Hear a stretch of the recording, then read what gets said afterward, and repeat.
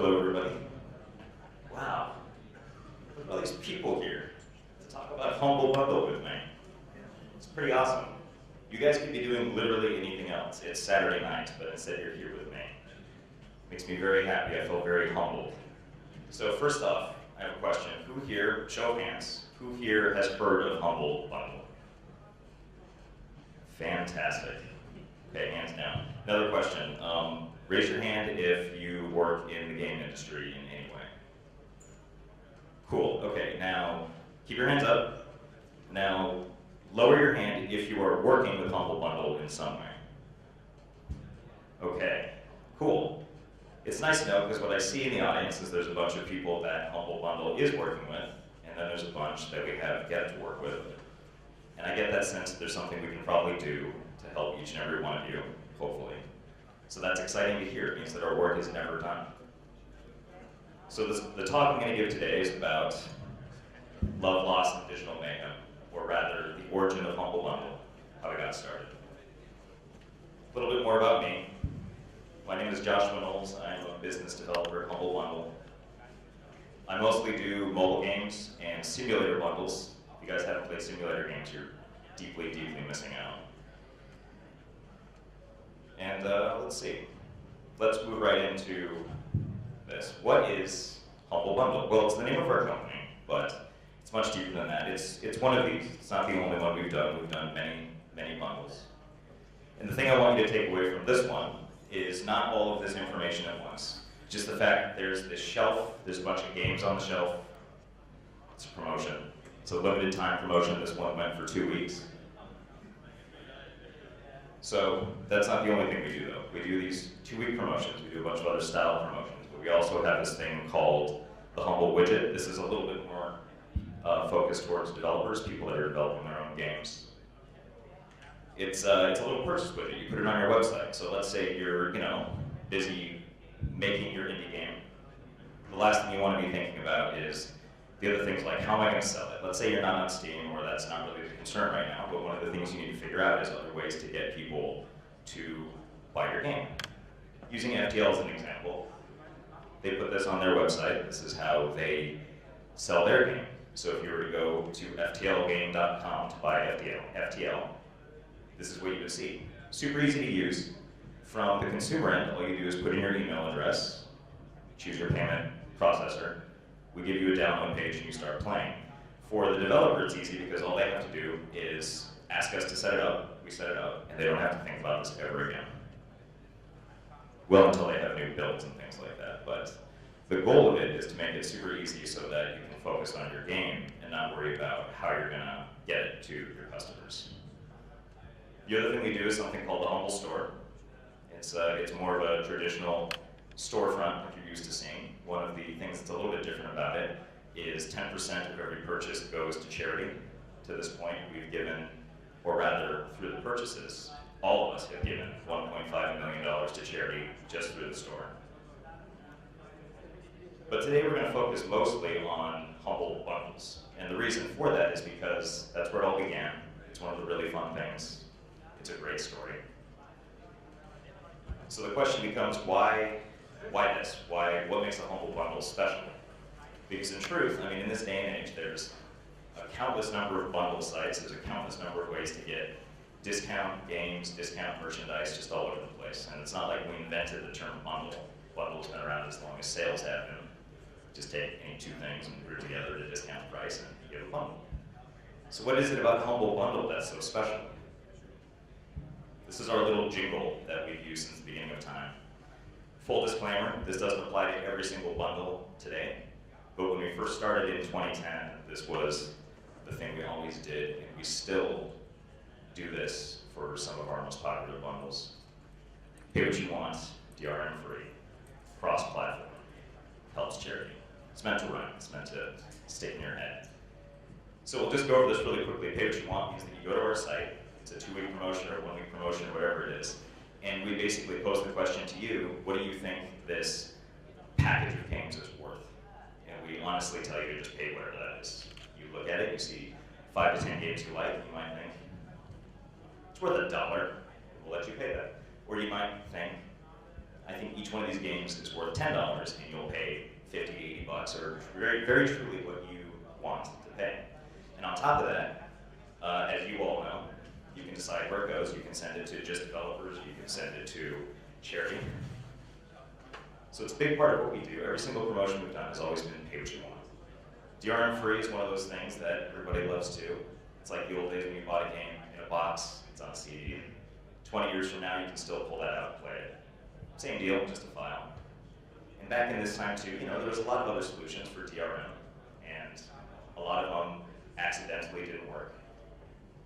Nobody wants that. So everything was DRM free. Cross-platform was another big one. That meant that it was available on Windows, Mac, and Linux. Back in 2010, that was a really huge deal. There wasn't a lot of Linux traction back then.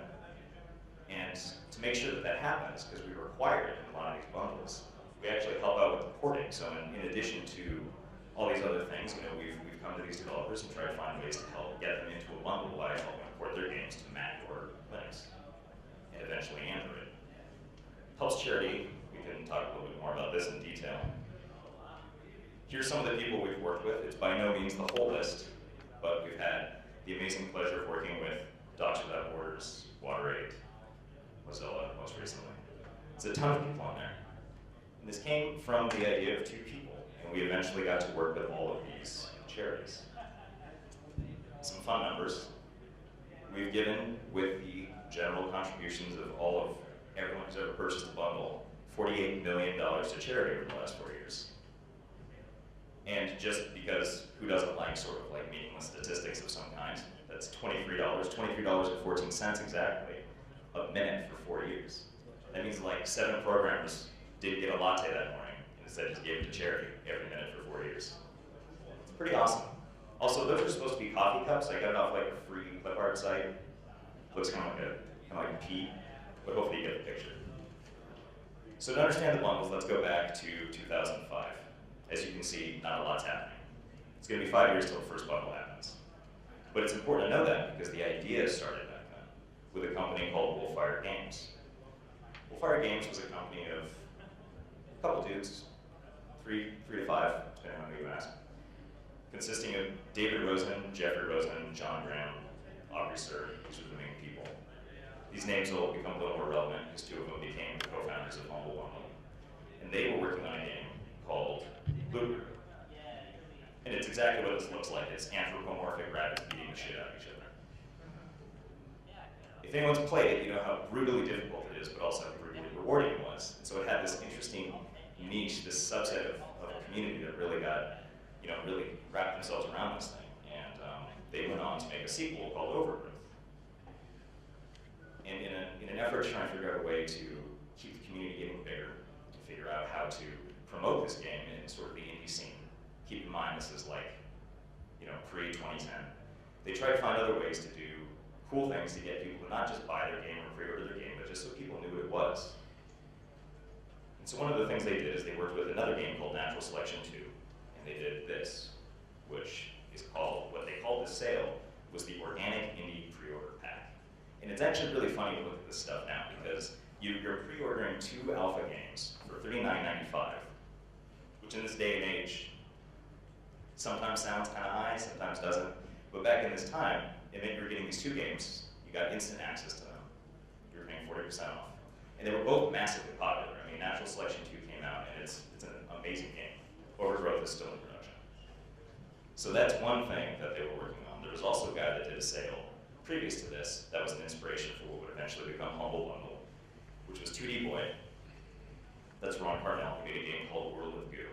It is a fantastic, amazing, and now classic indie game.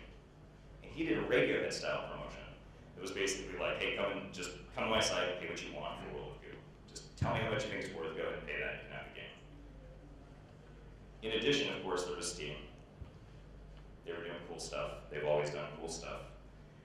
I love this. This was 2009, and someone's going nuts on the internet. 10 indie games for $30. Again, sign of the times, right? Because sometimes you look at that number and you think, what is it like now? But even still, $30 for 10 games, 10 awesome indie games. It's a pretty good deal. So this drew upon the inspiration that maybe it wasn't just the big people like Steam that can do something like this, but maybe just a bunch of indie developers can do something like this. So our friends at Wolfire Games, specifically Jeffrey Rosen, asked the question, what's cooler than pay what you want? And what they decided was, pay what you want to charity. Take the experiment one step further, add some charity to it, give the internet something to talk about. This was back in a time when none of this kind of stuff existed.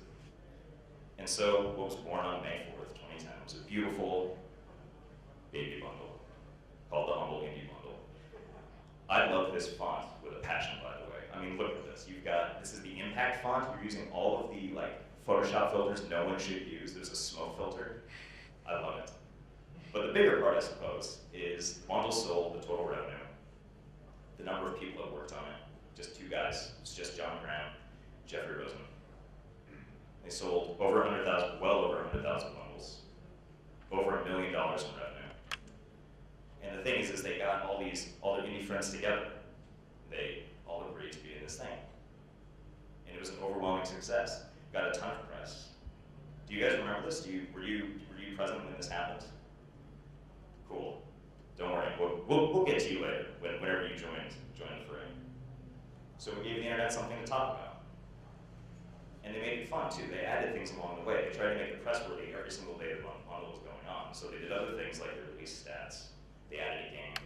When they hit $1 million, I think it was when they hit $1 million, they released the source code for a bunch of the games, which has a weird effect after that, because some of those games, there was a guy who, one of the games, Aquaria, someone took the source code and ported it to the PSP, and then eventually that game got ported to Android, and then eventually we put it in a bundle again, in an Android bundle. So while we were giving the internet something to talk about, they were of course giving us something to totally facepalm about. Let's put this into context, by the way. There were no Steam keys in the first bundle, so someone bought a DRM-free bundle, 1,000 copies for 1 cent a piece. Double facepalm. Someone bought 1,736 copies at 1 cent. There were Steam keys in that one. So I guess, I don't know what someone would do with that many copies. I can't even imagine how much time it takes to buy something 50 times, let alone 1,736 times. Anyway, that bundle was Humble Indie Bundle 2. And they were trying to figure out, can they repeat their success with the first one? Or was it just like the fact, the audacity of what it was enough, and that the second one just wouldn't do that well, or if it was just something that the public turned out they weren't going to do a second time. Well, it turns out the public was going to do it a second time. 7 months later, they did another one.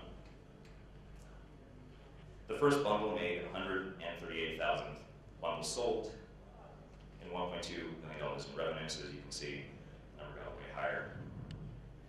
They also added something that wasn't in the first bundle called the Humble Tip, which was our experiment to see if people would be willing to give us a little money to keep doing this, to see if it was a viable option, a strategy for us to become a company to actually do this professionally instead of just a couple of dudes. And that's how the company Humble Bundle was born. It turned out that the public did believe in us, and continue to believe in us, and we were able to keep doing what we did. So to sum up, in 2010, 2 bundles or 2 promotions were done. Made $3 million in revenue. Only 2 people were working at the company.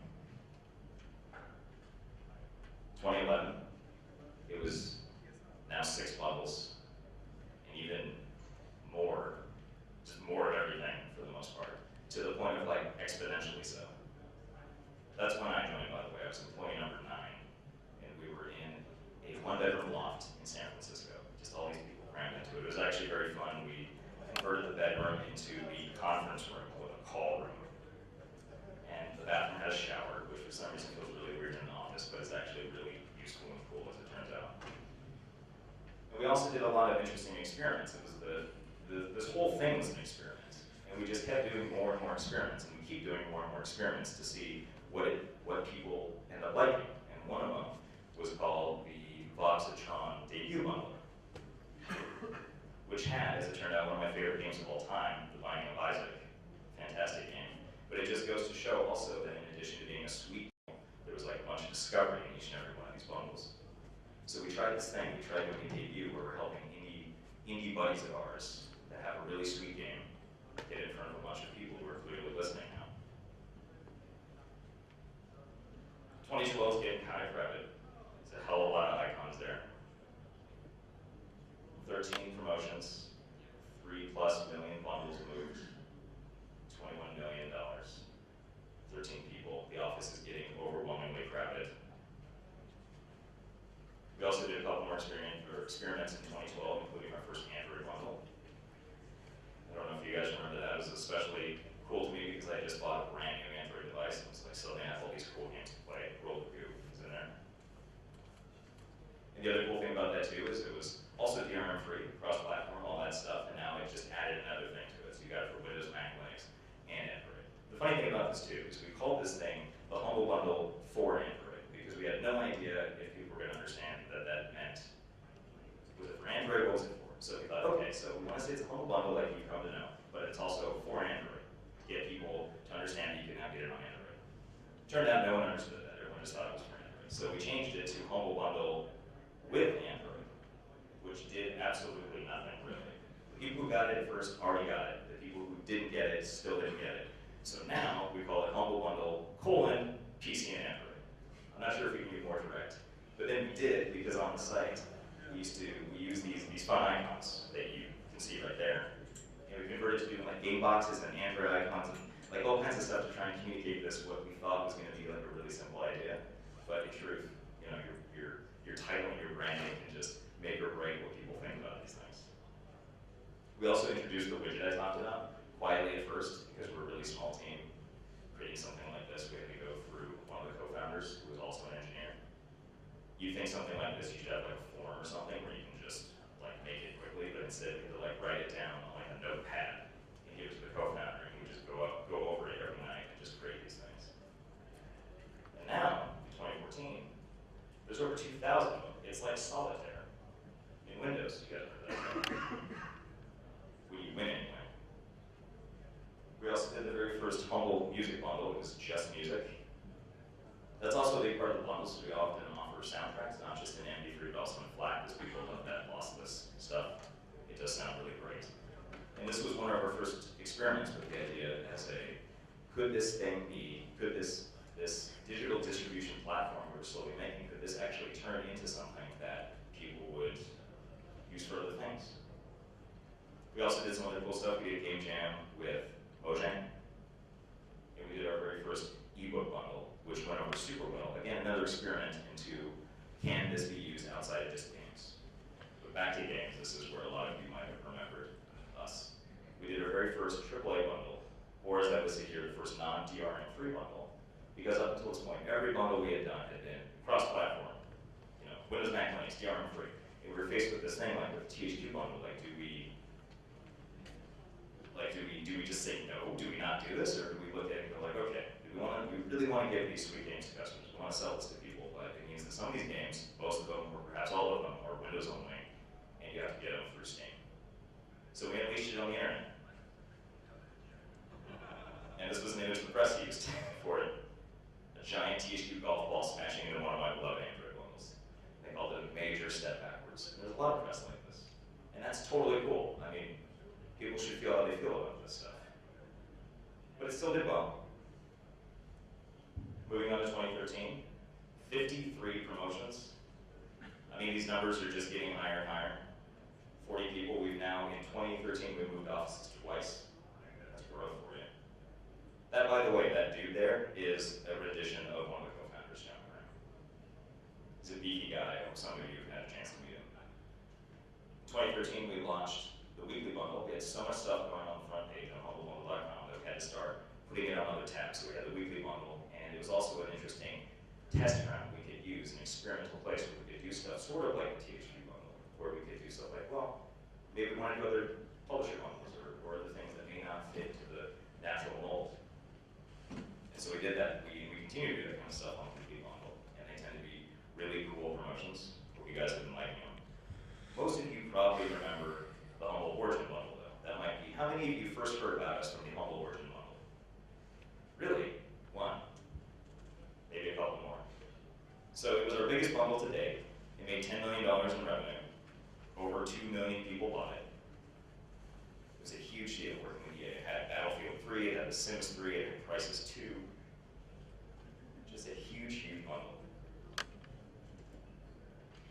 2013, we also launched the Humble Store, which again, as I mentioned before, was that thing where we support a bunch of charities while also just selling games.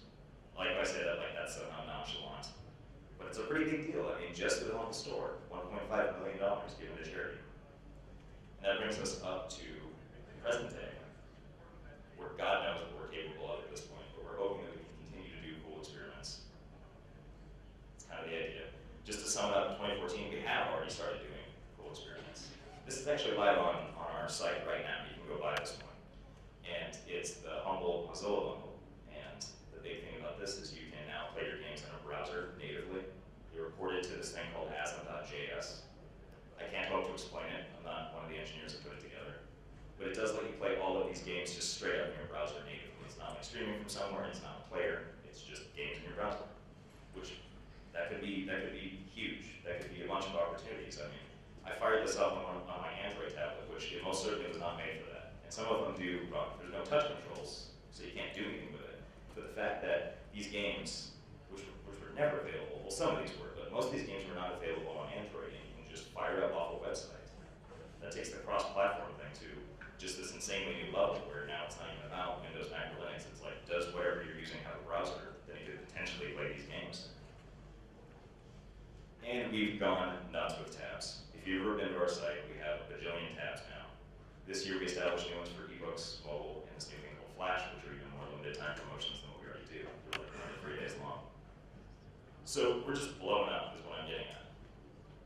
And who knows where we're going to be next, but I hope the feeling that you've gotten out of this is that we're into this thing where we're trying to figure out what it is that we can do that's cool to customers, that's cool to consumers, that's also cool for developers. Something we can all get behind and realize, like, yeah, this is a cool step forward, and hopefully not a massive step back. And you can't really go wrong with a PowerPoint presentation where you can write tab extravaganza. So that's kind of the end of my little spiel, my personal history about Humble Bundle. Does anyone have any questions?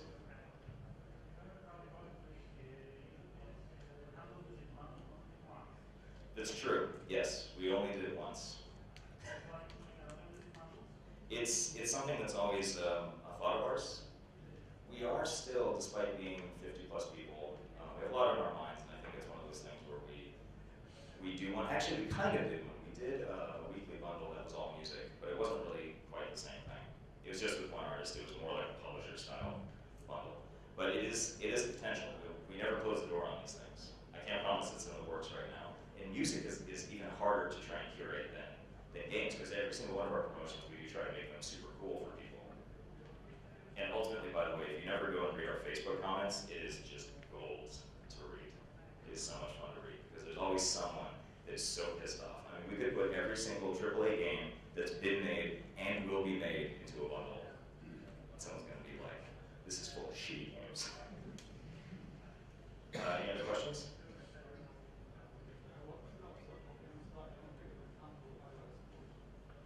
Yeah, iOS. We would love to do it. I can't get super deep into it because I honestly, there's not really much to say except that Apple has their own way of doing things. And you know, the way we work on Android is we sideload the games. We actually have a Humble Bundle Android app that helps with this, but essentially all you're doing is you're getting an APK file, that's what Android uses, and you're just installing it in your phone. You can do that either by downloading the file, copying it to your phone, and installing it with some kind of file installer, or you're using our app, or you're downloading, whatever it might be, but you're still just sideloading it. And to do that on iOS, you have to like jailbreak your phone, and so we would have to like provide instructions for everyone to like void their warranty on their phone, whereas natively you can do this on Android, so it's not really quite as massive an undertaking. Plus, I mean, I would never speak for Apple on this, but if I were them and Humble Bundle created a bundle that had all these instructions for like how to break everybody's phone, they might. And by the way, it's not that I think it's going to break everyone's phone, but if I run their end of things, I'd be like, what are you guys doing? Yes. Yeah, we're always.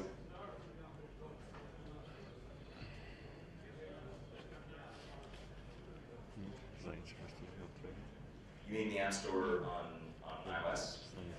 Well, they do have like bundling stuff now, but is that what you mean?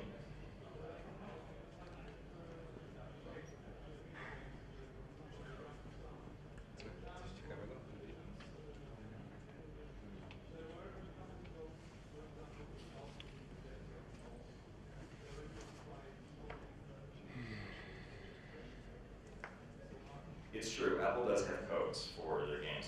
You might have gone into like Starbucks and you can get games where you just redeem the code.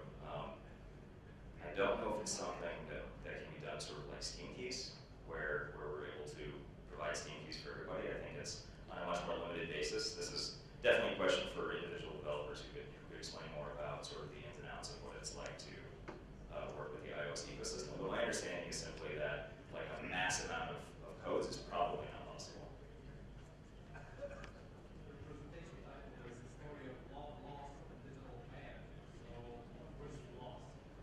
Well, I kind of glossed over it, but people were pretty pissed off when we deviated from our initial message of DRM free all the time, because when we did the THQ bundle, and then we've had other bundles since that were not DRM free. And so there became that question of like, are you losing the message, or are you not sticking to your guns? Do you not have any morals, that kind of stuff? And the truth is, I mean, we really believe in those things in our we have a lot of bundles like the humble indie bundle. That's the one we started with. It's still going. We hold to those things. We keep those things alive in many of our bundles. It's a big deal for us to continue to have them where the bundle has DRM free builds and has Windows, Mac, and Linux. But when I say the loss, I just mean sort of the roller coaster of every time we launch a bundle, we would put it together way late at night, and we kind of like pull the trigger on it and hope that everyone's okay with it. And then most of the time it turned out okay. The day of THQ was a pretty big deal because we got to really watch something new that we had never done before happen. You said that someone bought many bundles for a few cents, and it was a double face power reaction. But I remember that in few indie bundles, there were individuals who paid even thousands of dollars. It's true. What was your reaction then? It was pretty surprising. When we did, I believe it was Humble Indie Bundle 5, there was a highest price bidding war between Notch and the Bronies. The Humble Brony Bundle is what they called themselves. And they did like a bidding war to see who could pay the most and be on top of the leaderboards. So yeah, it was really inspiring. It was really awesome to see that happen. I have to run off the stage now, or else I'm going to use someone else's time. That would be a very, very bad thing to do.